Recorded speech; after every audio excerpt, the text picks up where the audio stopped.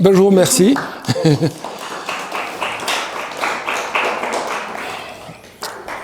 Bon voilà, on va directement attaquer le vif du sujet. Donc je vais vous parler de risques naturels et de changement climatique en montagne.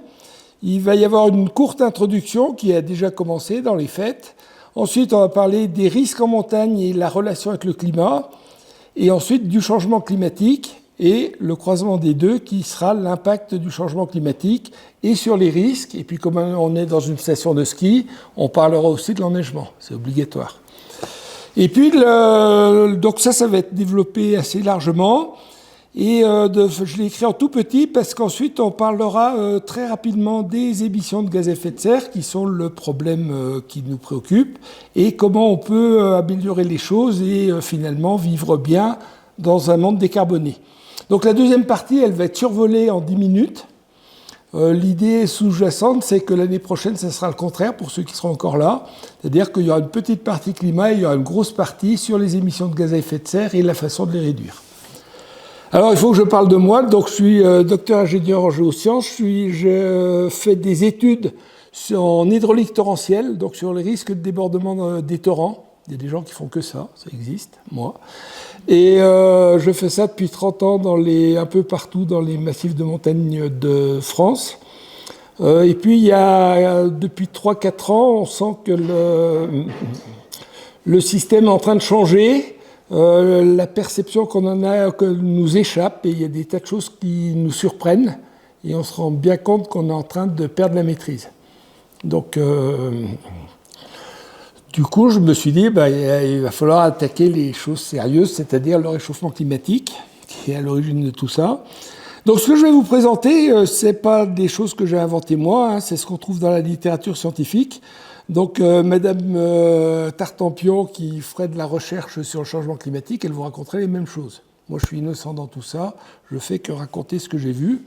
Et puis, j'ai utilisé, vous le verrez, quelques transparents sur des associations qui parlent de ces sujets-là, parce qu'ils sont pas mal. Alors, si je regarde un peu les différents risques naturels en montagne et la relation avec le climat, je me rends compte qu'il y a un lien qui est très fort. Alors, le premier, c'est les risques glaciaires et périglaciaires. Donc ça, c'est ce qui se produit sur les glaciers. Donc les glaciers, c'est pas un risque, c'est un milieu qui est naturellement instable. Un glacier, par nature, ça bouge tout le temps. Et donc, évidemment, c'est une source d'instabilité et de phénomènes potentiellement dangereux. Les glaciers, ils sont dépendants des précipitations. S'il n'y a pas de neige, il n'y a pas de glacier. Et surtout, ils sont dépendants de la température. C'est ce qui fait qu'aujourd'hui, c'est les premiers à réagir au changement climatique. Ils sont très dépendants de la température. Après, vous avez des avalanches. Alors là, c'est un domaine en soi avec le rôle des précipitations, des températures, du vent qui va modifier le manteau neigeux. Donc l'avalanche, elle est complètement liée au climat. Après, vous avez les glissements de terrain. Les glissements de terrain, c'est des phénomènes assez massifs de mouvements assez plutôt visqueux sur les versants. Et les glissements de terrain, eux, ils sont liés aux précipitations, mais clairement, c'est les précipitations sur le long terme. C'est-à-dire, c'est les précipitations pendant un mois. En général, un glissement de terrain, une pluie d'orage qui est courte ne va pas générer de glissement de terrain. C'est trop court, l'eau n'a pas le temps de pénétrer en profondeur. Après, vous avez les éboulements. Alors, les éboulements, c'est les cailloux qui tombent. Là. Alors ça dépend de tas de choses. De la pluie, alors c'est de la pluie à long terme, comme les glissements de terrain, mais c'est aussi de la pluie immédiate, là, comme les orages. Ça dépend des alternances gel-dégel, etc. Et puis, ce qui va intégrer tout ça, ce qui va regrouper tous les phénomènes érosifs dans le bassin versant, c'est le torrent. C'est-à-dire que vous avez des tas de phénomènes érosifs qui sont un peu partout dans le bassin versant. Et le torrent, il va récupérer tout ça, il va les emmener dans la vallée.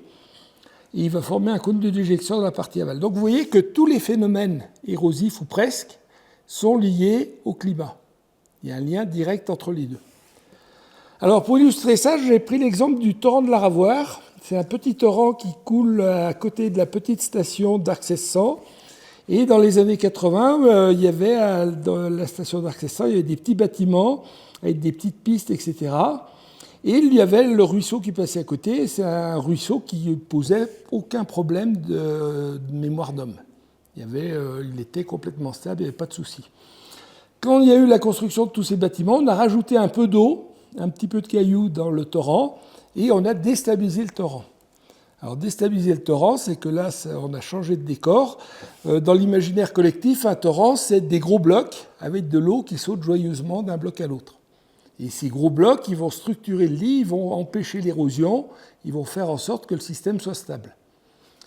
Là, on a cassé cet amas de blocs, ce pavage, et à ce moment-là, le torrent il se met à tailler comme dans du beurre dans le versant. Et donc, vous avez des enfoncements qui sont compris entre 10 et 15 mètres. Là, vous avez un camion qui vous donne l'échelle, et puis le lit qui s'est enfoncé considérablement pour un torrent qui n'avait jamais été déstabilisé depuis très longtemps. Et puis, si on regarde un peu, vous avez donc il y a eu une zone d'érosion dans la partie amont où il a fallu construire toute une série de barrages. Et puis ensuite, il y a tous les franchissements, tous les ponts qui ont été supprimés. Donc, par exemple, le petit pont qui passait sur le petit ruisseau pour la voie ferrée, il a été remplacé par un tunnel qui passe 15 mètres dessous, tellement il y a eu de dépôts de matériaux à cet endroit-là. Donc, la plaisanterie, tous ces travaux-là, ils ont coûté 40 millions d'aujourd'hui. 40 millions d'euros. Et il y a 8 ou 9 torrents qui sont des cousins germains de ce torrent-là sur le versant. Donc c'est quand même une source de soucis. Tout ça parce qu'on a déstabilisé un équilibre qui s'était établi depuis 10 000 ans et qui était assez fragile. Alors pourquoi je vous parle de 10 000 ans ? C'est parce qu'il y a 10-12 000 ans, le monde était complètement différent de ce qu'il est aujourd'hui. On était en pleine ère glaciaire. Il y avait plusieurs centaines de mètres de glace au-dessus de Tignes. Sur toutes les Alpes, il y avait un énorme glacier. La mer était 120 mètres plus bas. Et alors l'homme s'est adapté, comme toujours, mais à l'époque, au moment du goulet démographique, la population était de 500 habitants dans toute l'Europe. Donc aujourd'hui, on est plutôt à 500 millions d'habitants, quoi. On a bien prospéré depuis cette date-là. C'était tellement dur de vivre à cette époque-là qu'il n'y avait plus que 500 habitants en Europe. Alors à l'époque, on avait l'effet de serre sur lequel on va revenir, il était faible et il était de l'ordre de 10 degrés. Aujourd'hui, on vit dans un monde merveilleux où les glaciers ils ont quasiment tous disparu, le niveau de la mer est remonté à ce qu'on connaît, on peut cultiver partout. Et depuis 10 000 ans, on a la chance incroyable d'avoir un climat qui est à la fois stable et qui est chaud. Donc on est à 15 degrés de température moyenne, c'est-à-dire qu'entre ce monde glacé d'il y a 10 000 ans et celui qu'on a aujourd'hui, il n'y a que 5 degrés d'écart. Et ça, c'est de nouveau lié, pour l'essentiel, à l'effet de serre. Alors ce qui est intéressant, c'est de se demander ce que c'est un peu que l'effet de serre. Et d'abord, qu'est-ce qui se passerait s'il n'y en avait pas ?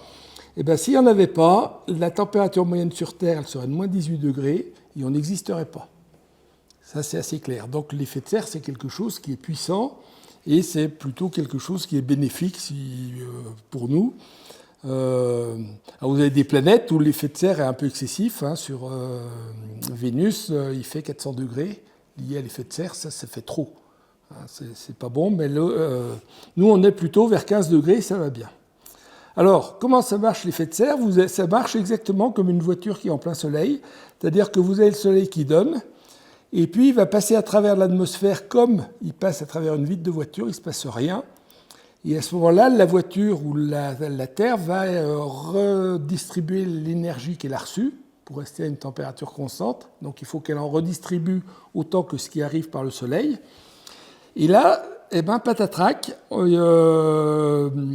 le rayonnement solaire qui est le rayonnement terrestre qui est avec des fréquences différentes, il arrive dans l'atmosphère et il bute sur les gaz à effet de serre. Donc la vapeur d'eau, le CO2, le méthane, etc. Et à ce moment-là, au lieu de repartir dans l'espace, il y a une partie qui revient, l'ensemble de la couche inférieure de l'atmosphère se réchauffe et tout le système se réchauffe. Comme c'est pour ça qu'il fait 70 degrés dans une voiture qui reste en plein soleil en été. Donc, c'est comme ça que les choses fonctionnent. Alors, si on regarde la concentration des gaz à effet de serre, alors vous avez les principaux qui sont le dioxyde de carbone, le méthane et les oxydes d'azote. Vous voyez que depuis 2000 ans, c'est pas presque stable et qu'à partir des années 1800, ça augmente et ça augmente avec la révolution industrielle. Donc l'homme s'est mis à faire des tas de choses et il a émis plein de gaz à effet de serre. Alors, quand on regarde un peu l'évolution des températures, évidemment, puisqu'il y a plus de gaz à effet de serre, les températures, elles augmentent. Donc vous avez en noir l'augmentation des températures qui est observée, et en bleu, vous avez l'augmentation des températures qu'on aurait sur Terre s'il n'y avait pas d'activité humaine. Autrement dit, il n'y aurait pas de réchauffement du tout sur Terre s'il n'y avait pas d'activité humaine. Et donc la bonne nouvelle, c'est que c'est 100% de notre faute. Donc du coup, c'est nous qui avons la maîtrise sur le phénomène. Alors, la question que tout le monde se pose, c'est à quelle sauce on va être mangé. Et pour savoir ça, en fait, ça dépend. Ça dépend de ce qu'on fait. Et donc, les climatologues, ils ont défini une série de scénarios. Ce n'est pas des scénarios physiques, c'est des scénarios sociopolitiques. C'est-à-dire que vous êtes entre j'ai bien compris que le changement climatique, ça allait mal se passer, je suis raisonnable et je réduis mes émissions. Ou à l'inverse, j'ai toujours émis de plus en plus de CO2, c'est trop bon, je continue. Donc vous faites ces différents scénarios qui sont sociopolitiques, vous les intégrez dans des modèles mathématiques, et la réponse, elle est directe, c'est-à-dire que vous avez des réchauffements qui sont radicalement différents. Dans le premier cas, j'arrive à stabiliser les températures. Dans le dernier cas, j'ai des réchauffements qui sont entre 4 et 5 degrés, c'est-à-dire un monde qui est complètement différent. Alors, plein de gens vont vous dire, oui, mais de toute façon, quoi qu'on fasse, ça ne change rien, parce que vous voyez qu'au début, les différents scénarios, c'est tous les mêmes, et le réchauffement dans les 20 prochaines années, ça sera le même. Donc le système a de l'inertie, ce n'est pas la peine que je change quelque chose. C'est complètement faux. L'inertie, elle est au niveau sociétal, c'est-à-dire que vous voyez qu'au début, tous les scénarios, ils partent des mêmes émissions de gaz à effet de serre, et ils considèrent qu'ils vont varier doucement. Donc si vous avez des scénarios où vous avez presque les mêmes émissions de gaz à effet de serre, évidemment, vous avez presque la même réponse du système climatique. L'inertie, elle est sociétale, elle n'est pas climatique. Le système climatique, on le verra après, il n'a pas d'inertie, quasiment, au niveau des températures. Alors la différence entre les différents scénarios, c'est quelque chose qui est très important. Là, vous avez les différentes vagues de chaleur en fonction de leur durée et des températures qui ont été observées depuis 1947. Donc plus le cercle est gros, plus il y a d'impact sur la santé. En gros, la taille du cercle, c'est la mortalité, quoi. Donc si je choisis, c'est un choix, un scénario de faible émission de gaz à effet de serre, eh ben je me rends compte que dans les 30 années de la fin du siècle, j'ai à peu près autant de canicules que j'en ai eu dans les 70 ans d'avant. Autrement dit, c'est la même chose, mais j'ai 2 fois plus de canicules, mais c'est pas pire. Si maintenant je choisis un scénario de forte émission de gaz à effet de serre, eh ben alors là c'est l'enfer, c'est-à-dire que vous avez des canicules qui durent 3 mois. Autrement dit, pendant 3 mois, on est en période de canicule ininterrompue, et ça au niveau pour les organismes, pour la végétation, etc., c'est assez dramatique. Donc entre les deux, ce n'est pas des phénomènes physiques différents, c'est un choix sociétal. Alors, jusqu'à maintenant, on a considéré que le réchauffement il était uniforme sur Terre, mais ce n'est pas vrai. Vous avez le pôle, en particulier le pôle Nord, qui se réchauffe beaucoup plus vite que le reste. Donc du coup, vous avez des différences de température et vous voyez que suivant le scénario, évidemment, plus le scénario est marqué, plus les différences de température sont marquées, plus les différences de réchauffement, plus exactement, sont marquées, et donc plus les températures vont changer sur la surface de la Terre. Alors pourquoi ça c'est important ? C'est qu'en fait, quand vous regardez, ce qui va générer le vent, c'est la différence de température à la surface terrestre.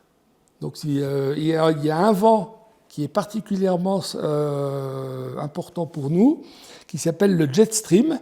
Et c'est un vent qui va séparer les masses d'air polaires des masses d'air chaudes et tempérées. Donc plus vous avez de différence de température, plus ce vent il est rapide. Comme le pôle se réchauffe de plus en plus vite, il se réchauffe 4 fois plus vite que le reste, en gros, la différence de température elle diminue, du coup le jet stream il ralentit, et toute personne qui a déjà fait du ski ou du vélo sait que moins on va vite et plus on peut faire des grands virages. Donc le jet stream, c'est ce qu'il fait. Il fait des grands virages de plus en plus marqués, de plus en plus stables, avec de l'air chaud qui va de plus en plus vers le nord, au contact de l'air froid, et de l'air froid qui va de plus en plus vers le sud, avec des espèces de pièges.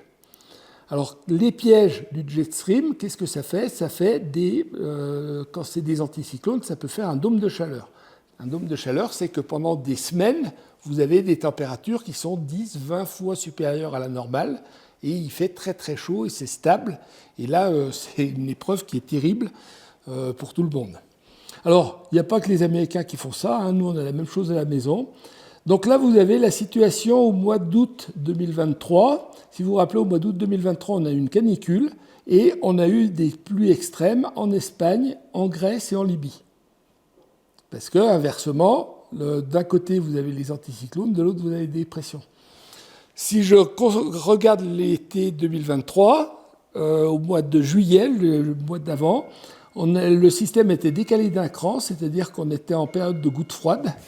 On a eu un mois de juillet qui était pourri en 2023. Et il y avait à ce moment-là des canicules extrêmes en Espagne et en Grèce. Donc le jet stream, c'est ce qui va piloter l'ensemble du temps qu'on a en Europe, aux États-Unis et en Chine. Alors, si je regarde un peu ce que ça va donner sur les précipitations, en Europe, les modèles ils convergent très bien pour dire que tout le bassin méditerranéen va devenir aride, encore plus aride que ce qu'il est aujourd'hui, y compris le sud de la France. Donc ça, tous les modèles vont dans le même sens, il n'y a pas tellement de doute. Et puis inversement, tout le nord de l'Europe va devenir plus humide. Donc chez les bisounours, vous avez un gradient progressif qui passe de l'un à l'autre et vous avez un climat idéal à Tignes. Bon, si vous n'êtes pas chez les bisounours, c'est pas du tout ce vers quoi on va. À ce moment-là, vous avez votre fameux jet stream qui va arriver, qui va osciller, et vous allez avoir des longues périodes, soit de sécheresse, soit de pluie forte et incessante, soit avec des crues. Donc, de façon imagée, on a cru qu'on aurait le climat de Marseille à Paris avec le changement climatique. On va avoir plutôt le climat de Dublin pendant quelques semaines, voire quelques mois, et le climat de Marrakech pendant quelques semaines, voire quelques mois. Et ça va être terrible à tout point de vue. Si vous regardez la végétation qui est commune à Dublin et à Marrakech, eh ben vous comprenez assez vite que pour l'agriculture, ça va être très dur. Alors, ça, là, on avait une vision un peu linéaire des choses, mais vous avez des rétroactions. Alors, il y a des positives et des négatives. La rétroaction positive, le terme n'est pas très heureux, c'est ce qui renforce le phénomène. Donc, une rétroaction positive, elle est défavorable dans le cadre du changement climatique. En français courant, on appelle ça un cercle vicieux. Donc, le système a tendance à s'emballer. Alors, une des rétroactions positives la plus connue, c'est celle du pergélisol. Vous avez le quart de la surface de l'hémisphère nord qui est gelé en permanence. Et dans ces terrains qui sont gelés en permanence, vous avez plein de matières organiques. Donc pour le moment, les matières organiques, elles sont au congèle, il ne se passe rien. Si maintenant vous réchauffez un peu le système, vous allez dégeler les matières organiques, les réactions chimiques vont redémarrer et vous allez dégager soit du CO2, soit du méthane, qui sont des gaz à effet de serre, qui vont augmenter le réchauffement, qui vont accélérer la fonte du permafrost et le système s'emballe. Alors la bonne nouvelle, c'est qu'il ne s'emballe pas complètement, il accélère. Il n'y a pas une explosion d'un coup, mais on a un basculement et on va passer d'un système à l'autre avec un réchauffement assez brutal. Inversement, vous avez des réactions négatives, donc plus il fait chaud, moins il y a de réchauffement. La mauvaise nouvelle, c'est qu'il y en a très peu et qu'elles sont faibles. Vous avez par exemple la végétation, plus il y a de CO2, plus la végétation se développe et plus elle absorbe de CO2. Mais ça ne compense pas du tout ce qui est en face, quoi. Il y a beaucoup plus de rétroactions positives. Alors, pour les anciens, rappelez-vous, il y a 4800 ans, le Sahara, ça ressemblait à ça. C'est-à-dire que vous aviez des lacs, des rivières, des forêts et des girafes. Et aujourd'hui, le Sahara, ça ressemble à ça. C'est-à-dire que si vous n'êtes pas un scorpion ou une vipère, vous n'avez pas à vivre là-dedans. Entre les deux, qu'est-ce qui s'est passé? On a eu un petit réchauffement de l'hémisphère nord, il y a eu un changement de vent, il y a eu des rétroactions avec la végétation, et on a basculé d'un système stable qui était un système de savane à un système stable qui est un système désertique. Le verdissement du Sahara, c'est un grand thème récurrent dans le climat. Donc une petite variation et vous basculez d'un système à un autre. C'est ce qu'on appelle un point de bascule. Ça, c'est un point de bascule régional. Le permafrost, c'est un point de bascule global. Alors la mauvaise nouvelle, elle est là, jusqu'à maintenant elle est avec des bonnes, c'est-à-dire que vous avez toute une série de points de bascule qui vont apparaître entre un réchauffement de 1 degré et 2 degrés. Quand on va passer les 2 degrés, on va passer tout un ensemble de points de bascule. Autrement dit, on va changer de climat. Alors qu'est-ce que je veux dire par là? Aujourd'hui, le changement climatique, c'est facile. c'est le même climat mais plus chaud. Donc si j'ai 1 degré de plus, ma limite pluie-neige, elle va monter de 150 mètres, fin de l'histoire. J'aurai les pluies au même moment, etc. Demain, quand je passe les 2 degrés, je peux imaginer les courants marins vont changer, les courants océaniques vont changer, la répartition des pluies va changer radicalement. Je peux tout à fait imaginer d'avoir un automne très sec, un début d'hiver très sec, et pas de neige à 3000 mètres d'altitude. Là, on change de système et on n'est plus du tout dans le 1 degré de plus avec seulement un réchauffement. C'est un changement. Donc le 2 degrés des accords de Paris, moi j'ai longtemps cru que c'était un choix politique et je me disais si c'est pas 2 degrés, ça sera 2 degrés et demi ou 3 degrés. C'est un choix politique mais qui a été très bien conseillé par des scientifiques. Alors, en fait, la limite des 2 degrés, c'est une vraie contrainte climatique. C'est qu'après les 2 degrés, on va rentrer dans l'inconnu et ça va être très différent. Alors, après la mauvaise nouvelle vient la bonne nouvelle. Vous avez ici le réchauffement depuis 1880 avec les températures qui augmentent. Alors ça c'est que dans les modèles où on y arrive, si d'un coup je décide d'arrêter les émissions de CO2, immédiatement ou quasiment, je stabilise les températures. Je les stabilise pour des siècles, et même plutôt des millénaires, mais je stabilise les températures quasi immédiatement. Les phénomènes retard, c'est-à-dire la fonte des glaciers, le dépérissement des forêts, l'assèchement, ça c'est des phénomènes qui vont rattraper l'équilibre. Donc les glaciers aujourd'hui ne sont pas du tout en équilibre avec le climat, c'est pour ça qu'ils fondent beaucoup tous les ans. Donc les glaciers vont rattraper, mais ils vont atteindre un équilibre qui est plutôt favorable. Si j'attends et que je bloque pas j'arrête pas les émissions de CO2, ils vont aller vers un équilibre, mais qui sera l'équilibre de la disparition. Donc ce qu'il faut retenir, ce qui est très clair, il n'y a aucun doute là-dessus, tous les modèles sont convergents. Si j'arrête les émissions de CO2, je stabilise le climat immédiatement. On n'est pas du tout dans le truc où quoi qu'on fasse, de toute façon, ça va continuer. Ça, c'est faux. Alors, jusqu'à maintenant, on regardait les choses à l'échelle un peu mondiale. En France, on a le réchauffement mondial, grosso modo, il est multiplié par 1,5, c'est-à-dire que quand on parle d'un réchauffement de 2 degrés mondial, c'est un réchauffement de 3 degrés en France. Parce que la France, c'est un continent, les continents ils se réchauffent plus que le reste, et le reste, c'est les océans qui ont énormément d'inertie. Donc la moyenne, elle intègre tous les océans qui ont beaucoup d'inertie. Donc tous les continents, ils se réchauffent vite, et l'Europe, elle se réchauffe très vite, notamment à cause de la Méditerranée. Et après, si vous regardez dans les Alpes, dans les Alpes, on a toujours fait mieux. Donc là, on a un réchauffement qui est multiplié par 2. C'est-à-dire que le réchauffement de 2 degrés moyen mondial, c'est un réchauffement de 4 degrés dans les Alpes. Alors, une des raisons, il y en a plusieurs qui vont un peu toutes dans le même sens, c'est l'albédo.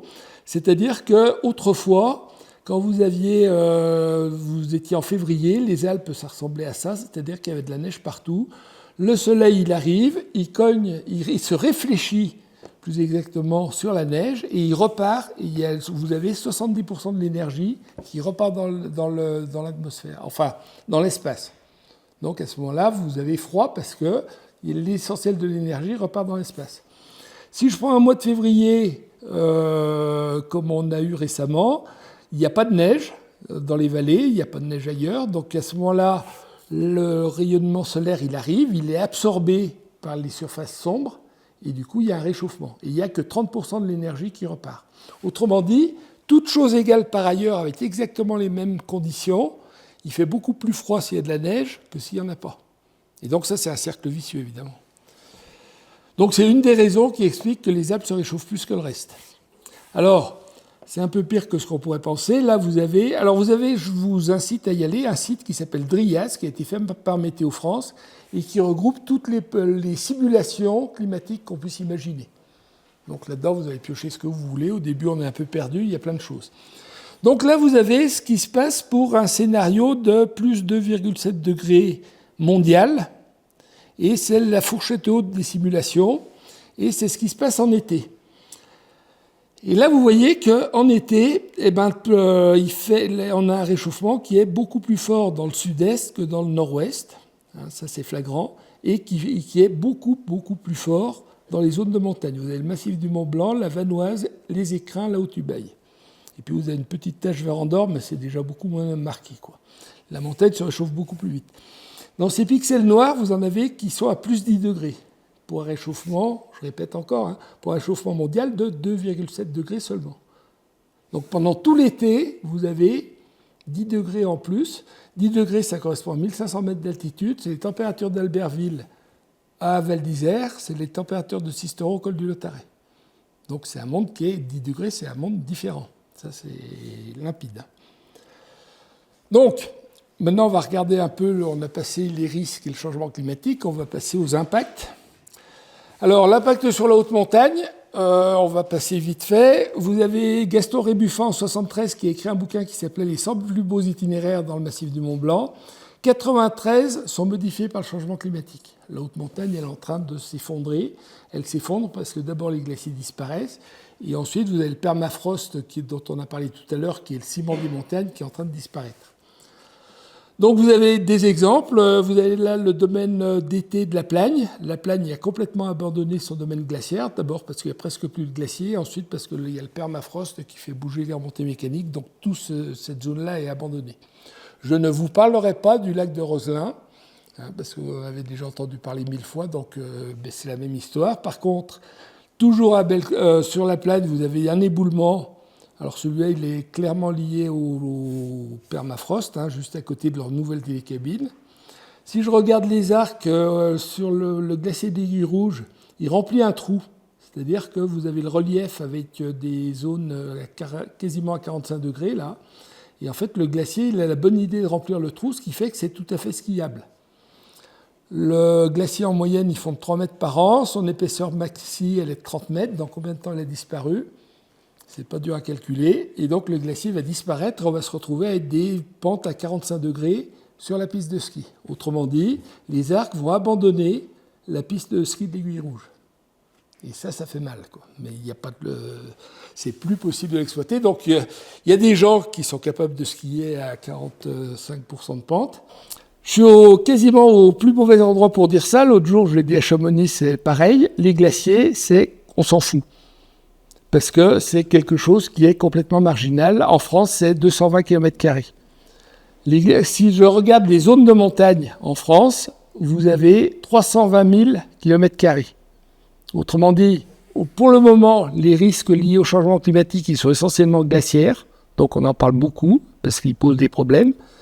Demain, on va avoir, on va y revenir après, on va avoir des glissements de terrain, des éboulements, des crues qui seront beaucoup plus fortes, et c'est sur une superficie qui est 1000 fois plus grande, et en plus, c'est à des endroits où on habite. Quasiment personne n'habite sur un glacier. Donc, pour les risques naturels, l'avenir est devant nous, quoi. Très clairement. Alors, ceci dit, j'ai été méchant quand j'ai dit qu'on s'en foutait, parce que les glaciers, ils ont un impact en aval. Donc, si je regarde les débits de l'Isère à Val d'Isère, il va y avoir les débits qui viennent des sources, le débit qui vient de la pluie, le débit qui vient de la fonte de la neige et le débit qui vient de la fonte des glaciers. Comme il fait de plus en plus chaud, il y a de plus en plus de pluie et de moins en moins de neige. Et puis, comme il fait de plus en plus chaud, les glaciers fondent de plus en plus, jusqu'au moment où il y a de moins en moins de glaciers, et moins il y a de glaciers, moins il y a de fonte, jusqu'à qu'il n'y ait plus de glaciers. Donc, qu'est-ce que ça donne sur les débits annuels? C'est-à-dire qu'autrefois, j'avais une grosse fonte de la neige, et puis une fonte importante du glacier, et j'avais des débits élevés en été dans les Alpes. Donc ça, les débits élevés, tout le monde adore ça, parce que c'est le moment où il n'y a pas d'eau ailleurs. Et donc, tout le monde est très content d'avoir de l'eau dans la basse du Rhin, dans la vallée du Rhône. Tout le monde est très content d'avoir de l'eau qui vient des Alpes. Aujourd'hui, on vit une période merveilleuse où il y a beaucoup moins de fonte de neige. Par contre, il y a beaucoup plus de fonte de glaciers. Et donc, on a sur certaines rivières des débits d'étiage qui sont particulièrement élevés. Demain, il y aura un petit peu de fonte des neiges, mais très tôt dans la saison et très peu marqué. Il n'y aura plus de fonte des glaciers. Donc ça va être embêtant dans la basse du Rance, ça va être embêtant dans la vallée du Rhône, et ça sera dramatique en Himalaya, parce que autour de l'Himalaya, il y a 2 milliards de personnes qui se nourrissent avec des terrains irrigués par l'Himalaya, par les glaciers de l'Himalaya. Donc on est plutôt content d'être en France, là. Alors ça nous amène au cycle de l'eau. Alors le cycle de l'eau, tout le monde connaît. Vous avez l'évaporation sur les océans, la vapeur d'eau qui monte, elle se condense dans des nuages. Et là, vous avez un vent adapté qui va emmener les nuages sur le relief. Et puis, vous avez des précipitations, soit en pluie, soit en neige. Et tout ça, ça retourne à l'océan, plus ou moins rapidement, éventuellement avec un petit moment dans un lac. Et puis le cycle tourne comme ça. Sauf que quand on fait ça, on oublie un terme qui est essentiel, qui est l'évapotranspiration.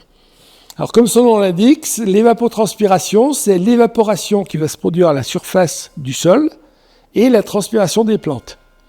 Donc si vous avez un pot de fleurs, l'évapotranspiration, ça correspond à l'eau que vous êtes obligé de rajouter régulièrement pour pas que la fleur elle meure. J'ai réalisé le test avec une rigueur toute scientifique, en le faisant plein de fois successives. Si on arrête d'arroser la plante, elle meurt. Ça, à tous les coups, ça marche, quoi. Donc, l'évapotranspiration, c'est ça, et tout le monde a bien observé que quand il faisait chaud, il fallait plus arroser ses plantes que quand il faisait froid. Donc, l'évapotranspiration, elle va augmenter. Alors, si je regarde maintenant le bilan hydrique, c'est sur les sols la différence entre la pluie, c'est-à-dire ce que je mets dans le pot en arrosant, et l'évapotranspiration. Donc, le bilan hydrique, c'est la quantité d'eau que j'ai dans le sol. En gros, c'est ça. Pour le moment, dans les Alpes du Nord, les pluies n'ont pas baissé. Elles ont commencé à baisser dans les Alpes du Sud et elles s'effondrent au sud des Alpes. Et c'est tout à fait pareil. Mais dans les Alpes du Nord, les pluies n'ont pas baissé en moyenne annuelle. Et pourtant, le bilan hydrique, il s'effondre. Il s'effondre parce que l'évapotranspiration, elle augmente. L'évapotranspiration, c'est un très gros terme. C'est-à-dire que même en ayant exactement les mêmes pluies, j'ai des terrains qui sont de plus en plus secs. Et la certitude que j'ai, c'est que ça va être de pire en pire. Parce que là, il va faire de plus en plus chaud. Alors, c'est important, hein, l'évapotranspiration. Là, vous avez le domaine, le bassin versant du torrent de l'Arc, à Arc 2000, et puis qui a été instrumenté. Et donc, quand on fait un bilan, hein, ils ont fait des bilans de volume, ils ont regardé, et notamment, ils ont calculé l'évapotranspiration. Et vous avez une année sèche en 2022 où on avait 6 millions de mètres cubes, une année de recharge froide où on avait 5 millions 7. Et la différence d'évapotranspiration entre une année chaude et une année froide, c'est 730 000 mètres cubes. Dans le même temps, ils ont détourné à peu près en 2 ans, ils ont détourné 700 000 mètres cubes pour l'enneigement artificiel. Autrement dit, l'évapotranspiration sur le bassin des Arcs, c'est le double, la variation d'évapotranspiration, c'est le double de ce qui est prélevé pour l'enneigement. Donc quand l'évapotranspiration va changer, si l'évapotranspiration augmente un peu, tout de suite, ça compense et de très loin l'effet des prélèvements pour l'enneigement. C'est l'évapotranspiration qui va faire qu'on va avoir des manques d'eau. Alors, ça, c'est ce qui se passe en temps ordinaire, mais ceci dit, il y a des périodes où on a des crues, et donc les risques de crues, ils vont changer de façon assez radicale. Alors la première chose, c'est qu'on va avoir de la pluie à la place de la neige. Alors là, je vous ai pris la station de Bourg-Saint-Maurice, et pour chaque mois de l'année, depuis janvier jusqu'à décembre, j'ai regardé la plus grosse pluie journalière de chaque mois de l'année, donc pendant 70 ans. Donc j'ai les valeurs qui sont là. Autrefois, quand il faisait froid, ma période de crue, elle correspondait, grosso modo, elle s'étendait entre avril et octobre. Si je place de façon un peu arbitraire, mais pas idiote, une limite à 60 mm par jour, j'ai un épisode sur 70 ans qui était susceptible de générer une crue sur l'Isère. Si maintenant je rajoute les mois de de février-mars d'un côté et les mois de novembre de l'autre, et bien là, j'ai 11 épisodes qui sont susceptibles de générer une crue. Et alors qu'avant, les 10 épisodes en plus, ils correspondaient à de la neige, autrement dit, il n'y a pas de crue. Donc l'augmentation des risques de crue à cause de l'élargissement de la période de crue, c'est quelque chose qui est considérablement augmenté. Alors il y a d'autres aspects qui vont jouer, il y a le réchauffement des mers et des océans, donc on a de plus en plus d'évaporation sur les mers, donc on a de plus en plus d'eau. On a des phénomènes convectifs liés à des contrastes de température qui sont de plus en plus marqués, autrement dit on a des précipitations qui sont de plus en plus intenses. C'est pour ça qu'aujourd'hui on a de plus en plus de grêlons. Avant la grêle c'était quand même assez exceptionnel, maintenant on a de la grêle et elle est de plus en plus forte et avec des grêlons de plus en plus gros. Et puis, on a le b.a.-ba de la climatologie, qui est la relation de Clausius-Clapeyron, que tout le monde connaît bien et qui vous dit qu'à chaque fois que l'atmosphère se réchauffe d'1 degré, elle peut accumuler 7% d'humidité en plus. Alors on peut faire des petits calculs. Et je prends un réchauffement qui est compris entre 4 et 8 degrés. Alors on va prendre, si je reprends un réchauffement de 4 degrés, la relation de Clausius-Clapeyron, elle me dit que la pluie, elle va augmenter de 30%. Et comme c'est des phénomènes à seuil, le débit va être doublé. Et donc ça veut dire que, si je vais au bout de mon calcul, la nouvelle pluie centenale, elle correspondra à une crue de temps de période de retour 900 ans. Autrement dit, la nouvelle crue centenale, elle correspond à une crue quasi millénale aujourd'hui. Et puis si je prends un réchauffement de 8 degrés, à ce moment-là, la pluie augmente de 70%, le débit il est multiplié par 3,4, et la nouvelle crue centenale, elle aurait eu une période de 15 000 ans aujourd'hui. Autrement dit, je suis complètement incapable de me protéger contre une crue comme ça. Ça c'est clair, on ne sait pas faire. On pourra le faire ponctuellement, on ne pourra jamais le faire partout. Donc c'est très différent. Et puis après, vous avez vu tout à l'heure, vous avez les oscillations du jet stream là qui vont se figer. Ça veut dire qu'on a des périodes de pluie qui sont très durables, qui vont durer longtemps. Vous avez les crues du Pas-de-Calais qui ont duré pendant 2 mois, 3 mois, je ne sais pas combien. Il pleuvait tout le temps. Pas fort, mais il pleuvait tout le temps. Donc si vous avez des sols qui sont saturés, les sols saturés ils sont incapables d'absorber de l'eau, et donc du coup ils ruissellent. Alors, petit calcul, hein, alors c'est des calculs, ils sont faits sur un bassin versant, mais ils dégagent bien des ordres de grandeur. Si je prends ma crue décennale, donc qui se produit en moyenne une fois tous les 10 ans, eh ben la nouvelle crue, une pluie décennale qui tombe sur un terrain saturé, elle va générer un débit qui sera 2,7 fois plus fort que si le terrain n'était pas saturé, que si le terrain pouvait absorber l'eau. Donc ça veut dire que ma pluie sur des terrains saturés, ma pluie décennale est multipliée par 2,7 et elle a une période de retour de 200 ans. Alors, ça c'est des chiffres, c'est pas important, hein, vu comme ça, on s'en fout. Mais en France, comme presque partout dans les pays bien développés, on a une protection contre les crues centenales. Quand on arrive à se protéger contre la crue centenale, on est très content, on a bien travaillé. Ça veut dire que dans le nouveau climat, tous les 10 ans, je vais inonder toutes les zones qui sont protégées contre une crue centenale. Autrement dit, je vais inonder partout, tous les 10 ans. Ça signifie que le système assurantiel s'effondre. Personne n'assurera des habitations qui sont complètement inondées tous les 10 ans. Et ça sera partout, quoi. Alors, le résultat de tout ça, c'est qu'on se retrouve avec des oursins. Des oursins, c'est des trucs qui ne devraient pas arriver.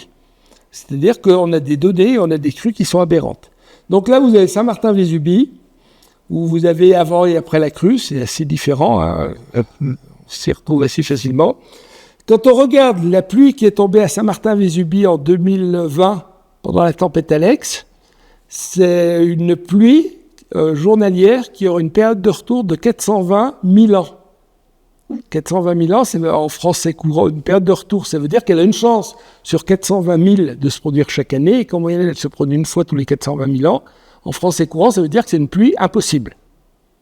Et c'est pour de vrai qu'elle s'est produite. Il n'y a pas d'erreur de mesure, et il y a bien eu la crue qui s'est produite.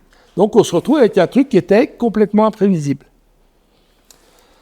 Alors vous en avez d'autres, hein. Là vous avez un petit village très bien dessiné qui s'appelle la Bérarde, et ici vous avez le glacier de Bonnepierre qui est au-dessus.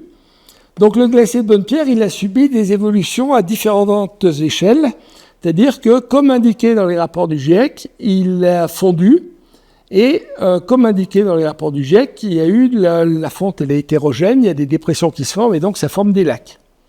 Donc ça c'est l'évolution à l'échelle de quelques décennies. Ça s'est passé comme prévu. Et puis après, à l'échelle de l'année, vous avez des situations de blocage.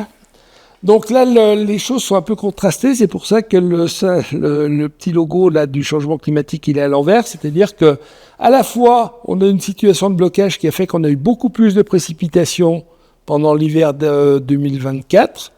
Et à la fois, il a fait plus chaud. Donc du coup, dans toutes les parties basses, on a eu moins de neige. mais à 2400 mètres d'altitude, c'est le blocage qui l'a emporté. Et donc, on a eu plus de neige, comme prévu dans les rapports du GIEC, et on a eu des variations très brutales du isotherme de 0 degré qui est remonté au mois de juin à 4000 mètres d'altitude, comme c'était prévu dans les rapports du GIEC. Donc ça a généré des débits de fonte, de façon assez classique.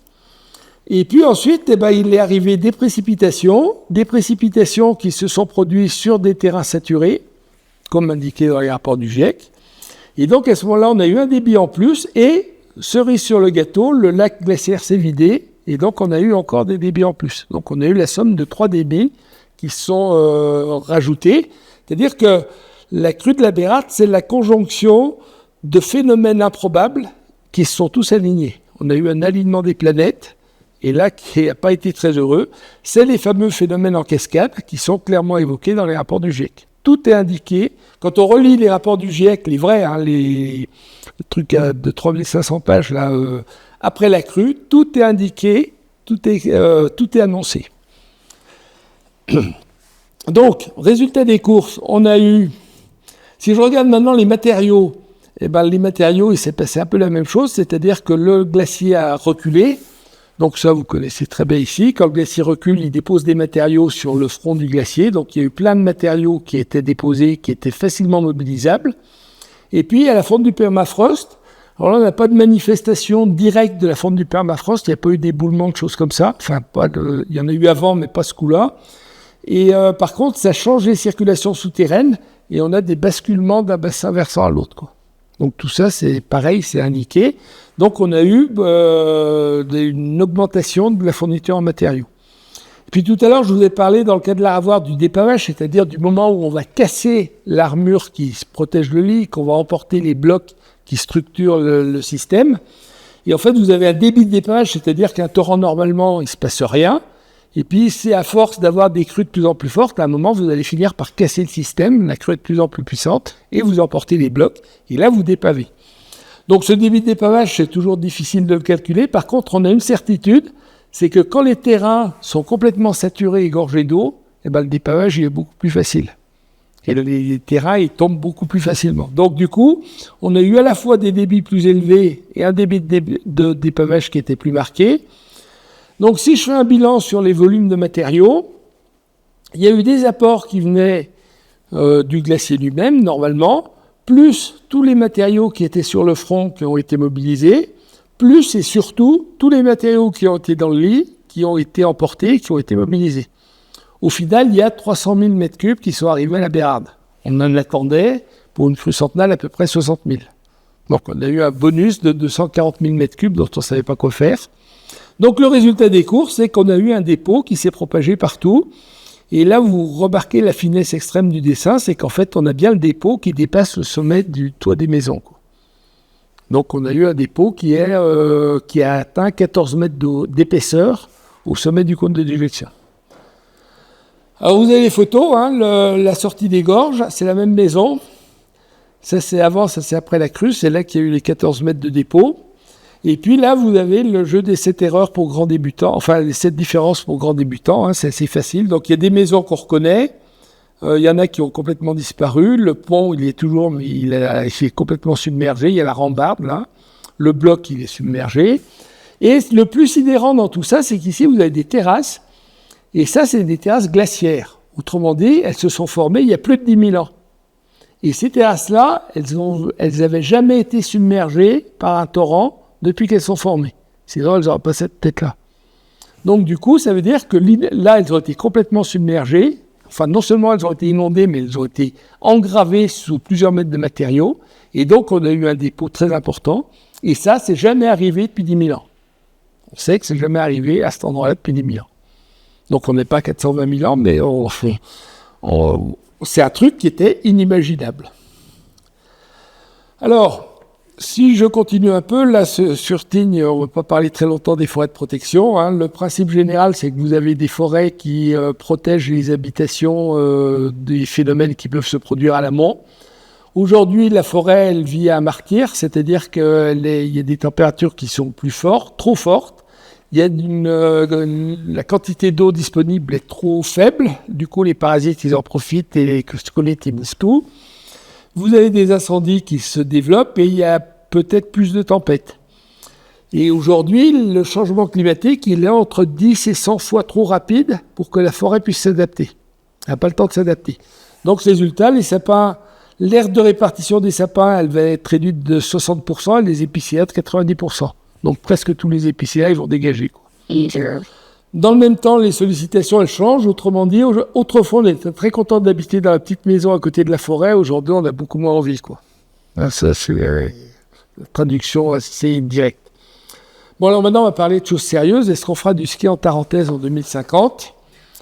Vous voyez qu'on peut faire du ski à Montmartre et qu'il y a même des moniteurs, hein, donc ça doit être possible. La réponse, c'est oui, mais ce n'est pas la bonne question. La bonne question, c'est est-ce que j'aurai assez de neige, c'est-à-dire au moins 20 ou 30 cm de neige dure ? Est-ce que j'en aurai assez longtemps, c'est-à-dire 100 jours par an pour avoir un modèle économique qui tourne ? Est-ce que j'en aurai assez souvent, c'est-à-dire au moins 4 années sur 5 ? Si j'ai pas ça, mon système, il marche pas, quoi.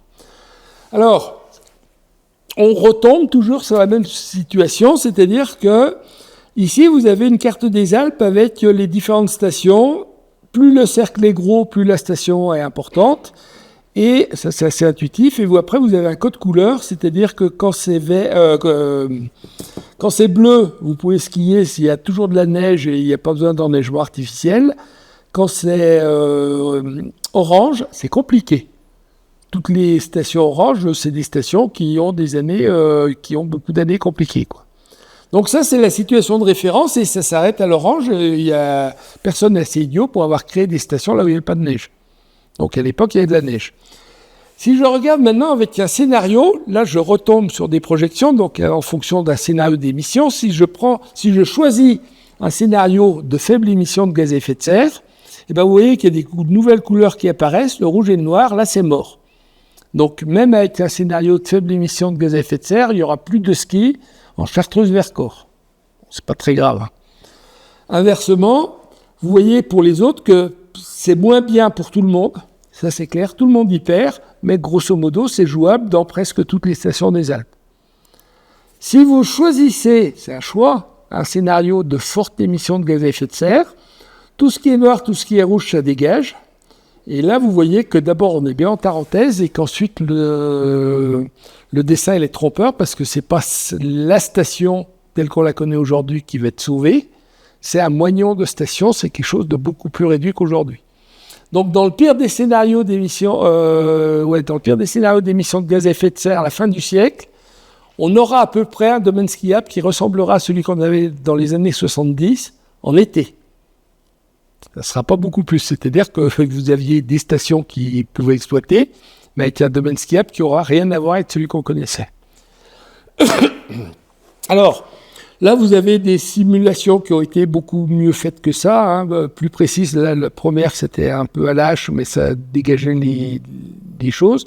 Donc là, vous voyez que grâce au travail acharné qu'on peut faire sur les pistes, on pourra très bien skier sur les pistes, ça c'est une station en Suisse, mais par contre à côté il y aura rarement de la neige. Alors, pour l'enneigement, tout le monde parle des risques physiques. Là vous avez le domaine skiable des Jeux Olympiques, alors c'est pas 2030, hein, c'est ceux de Pékin, ceux-là. Donc bon, c'est une façon de faire du ski, mais c'est pas ce qu'on connaît aujourd'hui. Donc il y a les risques physiques qu'on a vus. La bonne nouvelle, c'est qu'à Tignes, en étant perché à 2100, les risques physiques ils sont assez faibles. Mais il y a aussi les risques sociétaux dont personne ne parle, parce qu'ils sont beaucoup moins prévisibles, qui concernent l'acceptabilité des loisirs dans une société sous contrainte. Alors vous avez la station de la Rosière qui formule ça très bien. Dans un monde à 2050 avec un réchauffement climatique à plus 4,5 degrés, c'est un monde où le sujet du ski n'est malheureusement plus central dans nos vies. D'autres problèmes se poseront à l'humanité, famine, sécheresse, inondation. Formulé autrement, si on va dans ce scénario-là, avec une société qui devient très difficile, on va vivre des stations de ski qui auront de la neige, mais pas de clients. Autrement dit, ça ressemblera à un Covid. Mais deux différences par rapport au Covid qu'on a connu, c'est que d'abord, il aura une durée infinie, ce qui n'est pas favorable, et il n'y aura pas d'aide de l'État, ce qui change radicalement les choses. Donc le scénario des stations de ski avec de la neige et pas de clientèle, C'est pas un scénario idiot. C'est pas forcément le plus probable, mais c'est pas quelque chose, c'est pas une vue de l'esprit. Alors par rapport à ça, il y a des gens qui se sont dit, mais moi c'est pas grave, je suis malin, je vais m'adapter. Et effectivement, l'adaptation, c'est une preuve d'intelligence. Et donc aujourd'hui, il faut s'adapter au changement climatique tel qu'il est. C'est quelque chose d'indispensable dans la mesure où on n'aura pas de retour en arrière. Et la bonne nouvelle, c'est que c'est facile, puisqu'au début, aujourd'hui, on n'a qu'un embryon de changement climatique. Donc du coup, si on s'adapte à un petit truc, donc c'est facile. Je prends 2 exemples. J'ai une station de ski, je veux être sûr de pouvoir faire du ski, je vais faire un télécabine qui va me monter à 2000 mètres. À Tignes, c'est déjà fait, mais ailleurs, il faut des télécabines pour monter assez haut, ce qui permet de redescendre s'il n'y a pas de neige en dessous de 2000 mètres.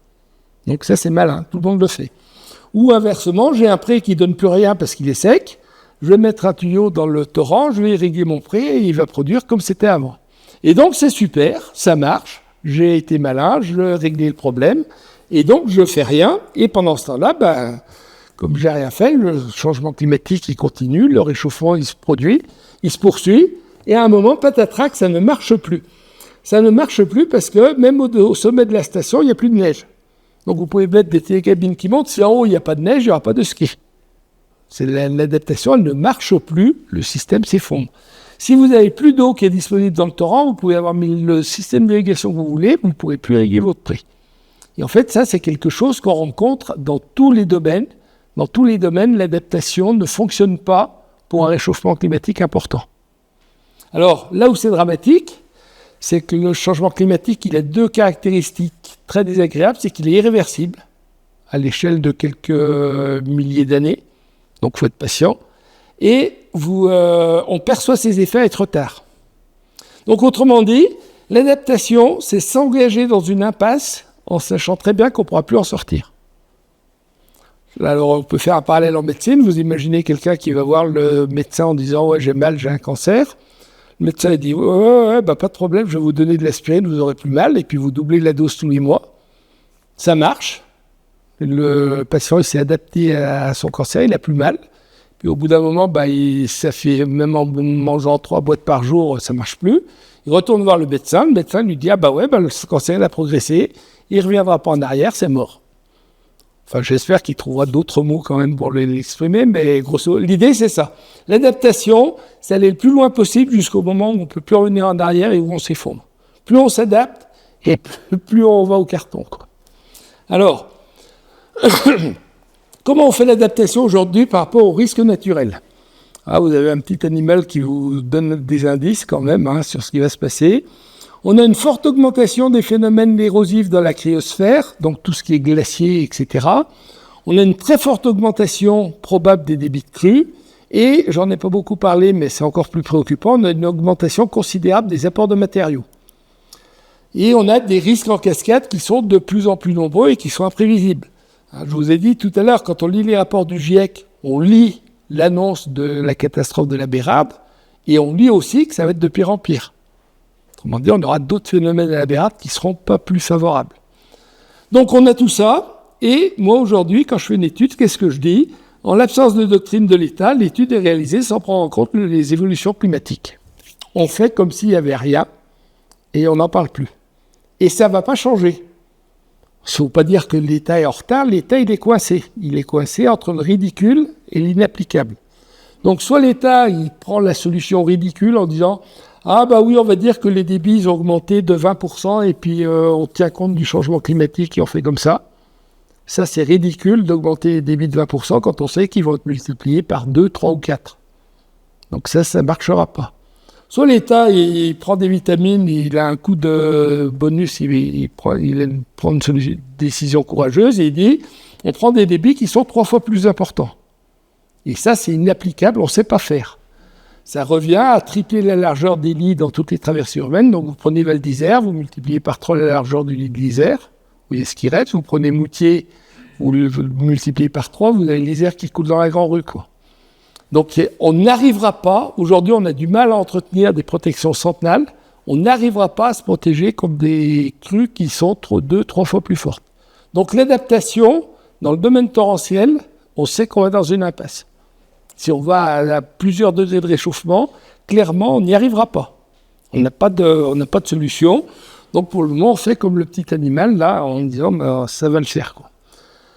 Alors, le résultat pour aller au bout des phénomènes torrentiels, c'est qu'on se prend, comme à la Bérarde, comme à Saint-Martin-Vésubie, comme à Brienz en Suisse, ce que j'appelle des météorites, c'est-à-dire que d'un coup, vous avez le ciel qui vous tombe sur la tête, par exemple le lac de Roselin, je l'ai dit que j'en parlerai pas, mais qui casse, et on se retrouve avec quelque chose de cataclysmique.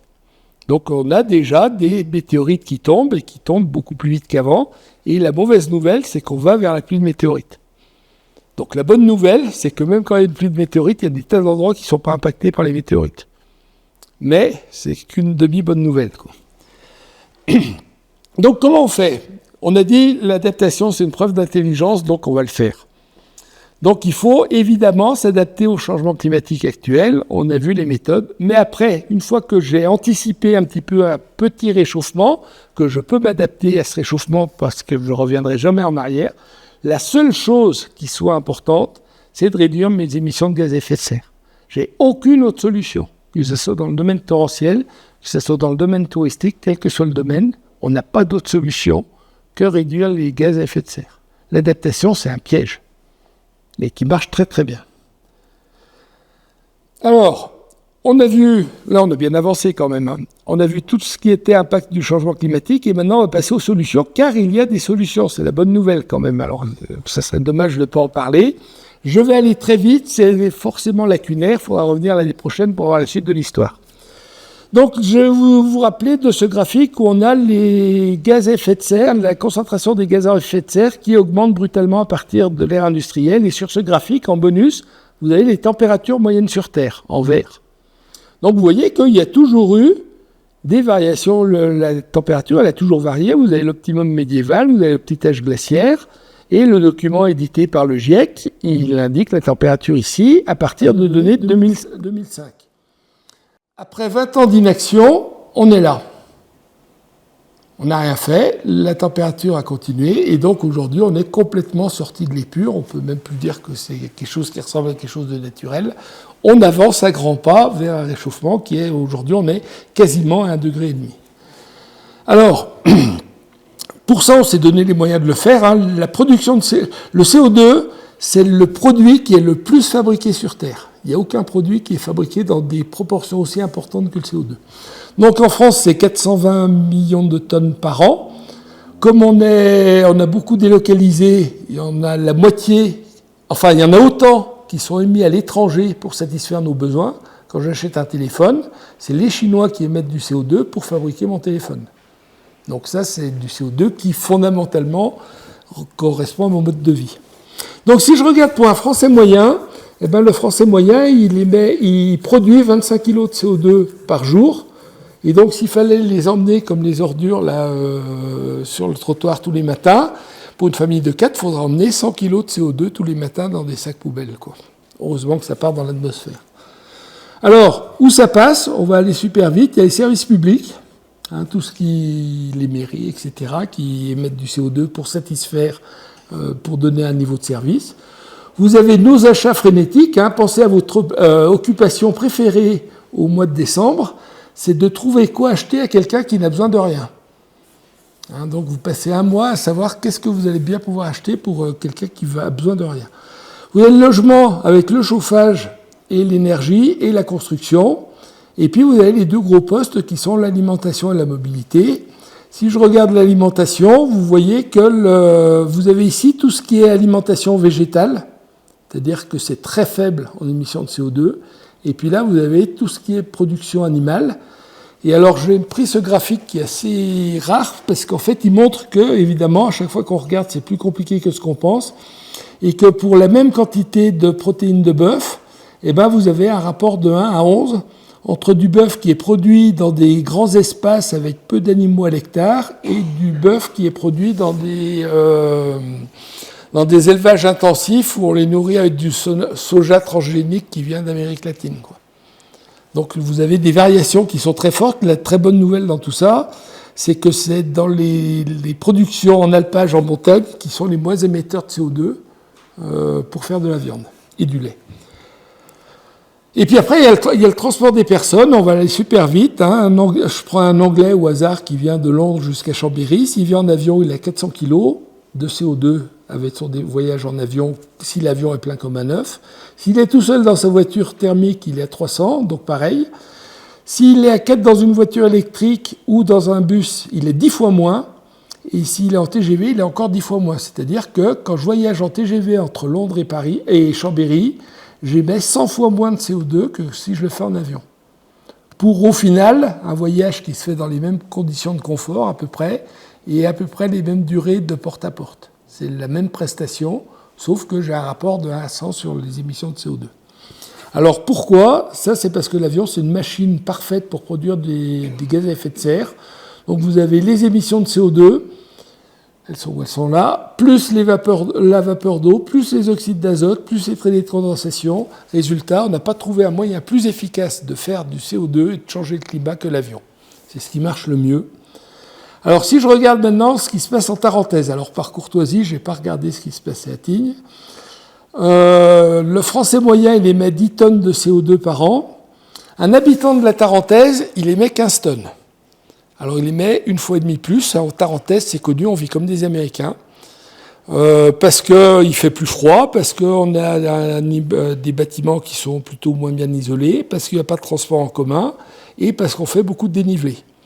Je veux dénoncer personne, mais mon voisin, par exemple, quand il prend sa voiture et que j'habite au-dessus de Bourg-Saint-Maurice, là aux Chapelles, et qui vient ici, il va faire 2000 mètres de dénivelé avec son gros 4x4 de 2 tonnes. Donc forcément, il trouve que l'essence est chère, quoi. Là, c'est obligé. On a des modes de vie qui sont hyper émetteurs de CO2. Si maintenant j'intègre les émissions de nos amis visiteurs qui viennent ici pour faire fonctionner la machine économique, et bien à ce moment-là, on retrouve en Tarentaise notre statut de champion du monde, c'est-à-dire qu'on est à 46 tonnes de CO2. Le Qatar, il est ridicule à 36 tonnes et on piétine les Chinois à 5 tonnes de CO2 par an. La Tarentaise est hyper émettrice de CO2.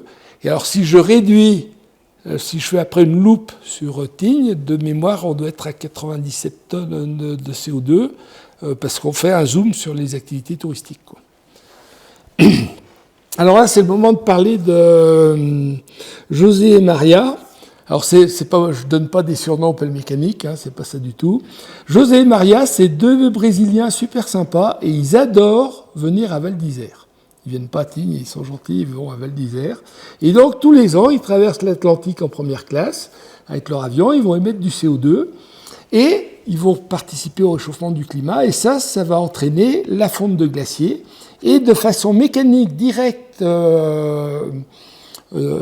automatique, leur voyage, il va conduire à la destruction de 150 tonnes de glaciers, chacun. Un Brésilien qui vient ici, en avion en première classe, il détruit 150 tonnes de glaciers. Alors sur l'image, vous n'avez pas remarqué, mais ici, il y a un petit accroc. Ça, c'est l'impact de Charles-Édouard et Béatrice, qui viennent de Neuilly, qui ont passé la nuit dans l'Orient Express, qui se sont amusés toute la nuit. Et eux, par leur voyage, ils ont émis 150 kg de CO2, 1000 fois moins. Sauf qu'une fois sur place, ils vont aller dans les mêmes hôtels, descendre dans les mêmes restaurants, engager les mêmes moniteurs pour parcourir les mêmes domaines skiables. Autrement dit, sur place, ils auront exactement le même impact économique. Sauf qu'il y en a un qui nous pousse dans le trou et qui détruit 1000 fois plus l'environnement que l'autre. Mais ils sont sympas, hein, les Brésiliens, mais ils viennent de loin, quoi, c'est le problème. Alors si je regarde maintenant de façon plus générale comment réduire tout ça, je regarde l'empreinte moyenne d'un Français, je vous ai dit il y a les services publics, le Shift Project, qui est une association, a montré qu'on pouvait réduire de 80% les émissions de CO2 des services publics, les hôpitaux, l'armée, etc., sans réduire le niveau de service. Donc ça c'est réglé, on sait faire. Les achats, tout le monde a bien compris qu'on vivait dans une frénésie d'achat. On n'est pas obligé de changer de paire de skis tous les ans. On n'est pas obligé de consommer, comme on le fait aujourd'hui, 50 pièces de tissu par Français et par an. On peut revoir la façon de vivre. Par exemple, pour les vêtements, on peut imaginer qu'on achète 10 vêtements neufs tous les ans, plus 20 vêtements de deuxième ou de troisième main, plus de la location pour aller au bal de l'année, etc. Il y a des tas de façons de vivre qui ne sont pas plus pénalisantes, mais qui sont beaucoup moins destructrices. Là, c'est un problème qui est purement culturel. Le logement, alors là, le logement, vivre dans un logement qui est bas carbone, c'est l'enfer. Ça veut dire qu'on a un bâtiment qui est préférentiellement construit en bois ou éco-conçu et qui est très bien isolé. Voilà, c'est tout. C'est pas compliqué. L'alimentation, eh ben évidemment, il faut il faut manger beaucoup moins de viande. Vous avez des milliards de personnes sur Terre qui ne mangent jamais de viande et ça ne les a pas empêchés de prospérer. Nous, en France, on se ruine à acheter beaucoup de viande pour se rendre malade. C'est un problème qui est purement culturel, qui nous empêche de réduire notre consommation de viande. Et puis après, il y a les transports. Alors les transports, évidemment, c'est plus compliqué, parce qu'il faut aller vers une réorganisation des transports. Vous aviez le graphique tout à l'heure qui vous montrait que l'avion, c'était 1000 fois pire.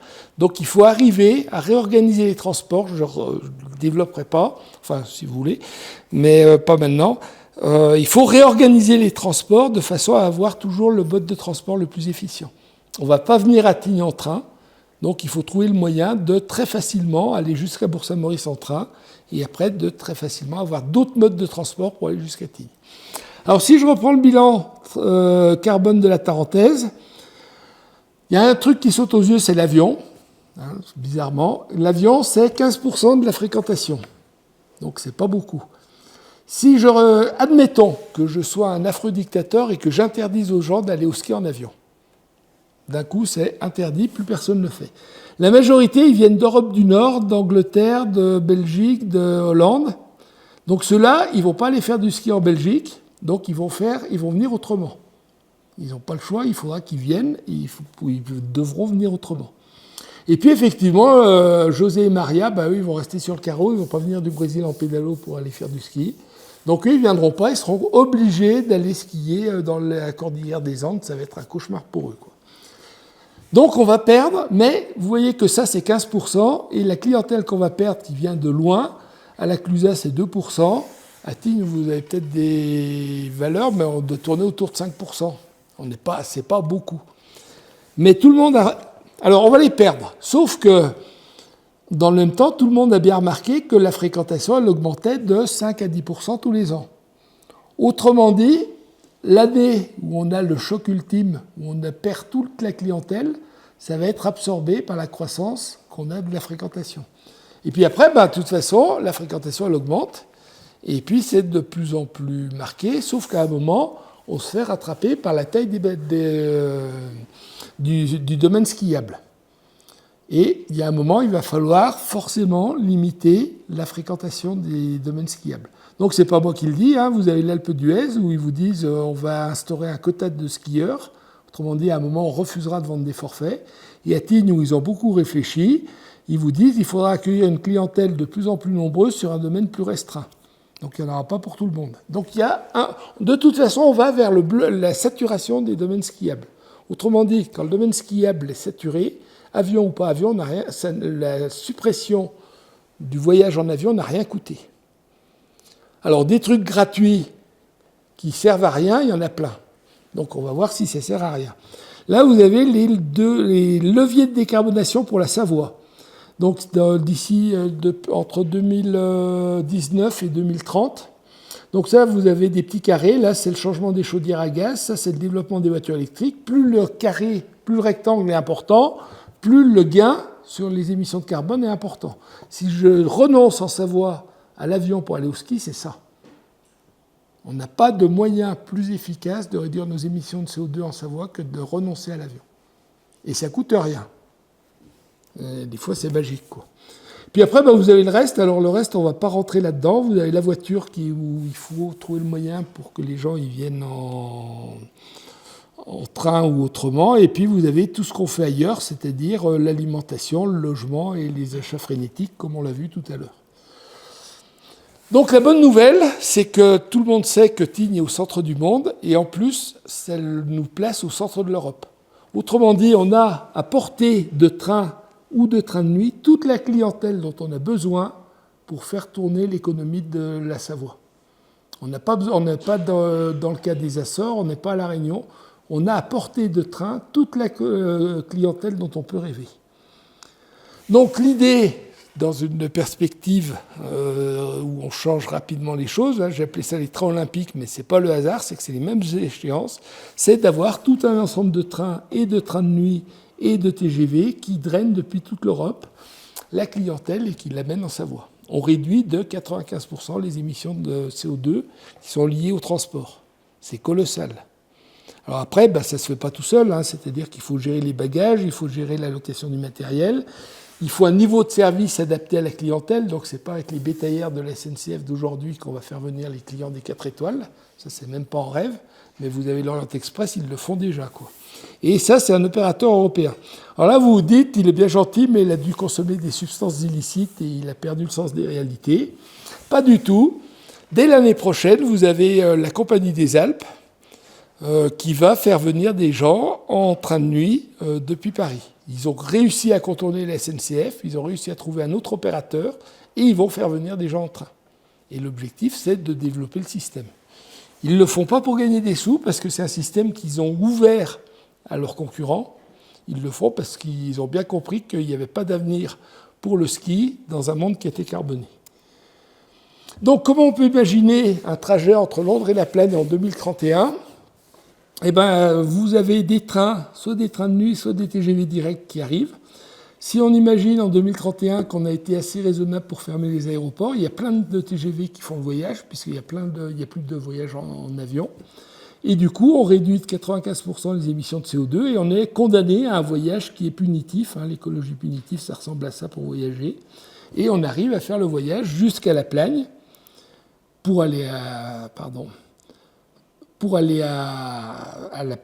jusqu'à M pour aller à la Plagne. Voilà. En 2031, le super ascenseur valéen il sera construit entre M et la Plagne. Donc on monte de façon complètement décarbonée jusqu'à la Plagne et après vous avez des bus qui vous emmènent dans vos stations. On a la chance en Tarentaise d'avoir des stations qui sont faites pour fonctionner sans voiture. Vous allez dans les Pyrénées vers Font-Romeu, vous avez des lotissements infinis. Ça, c'est impossible de faire du ski si vous n'avez pas de bagnole. En Tarentaise, on a déjà tout ce qu'il faut pour faire du ski sans voiture. Et donc on peut, c'est la très bonne nouvelle, même quand on habite à Londres, dans un monde décarboné, on peut tout à fait faire du ski régulièrement. C'est pas antinomique. Alors vous allez me dire, ouais, mais tout ça c'est compliqué. Alors effectivement, les gens ils m'ont dit, il faut finir par des bonnes nouvelles. Alors je vais finir par des bonnes nouvelles. Hein, donc ça c'est la première bonne nouvelle, c'est que si on ne fait pas tout ça, eh ben à ce moment-là on va vivre dans un monde carboné. La montagne aura beaucoup changé, mais ça sera toujours un merveilleux terrain de découverte, avec des surprises au détour de chaque chemin. Et la deuxième bonne nouvelle, c'est que si c'est l'avenir dont vous rêvez pour vos enfants, c'est facile, il n'y a rien à faire. Il suffit de continuer comme ça. Donc voilà, pour en synthèse, la bonne nouvelle, c'est qu'on a quand même les moyens de changer les choses, que ce n'est pas si compliqué que ce qu'on nous a dit, et que ça pouvait être quelque chose de très efficace. Donc je termine là pour aujourd'hui.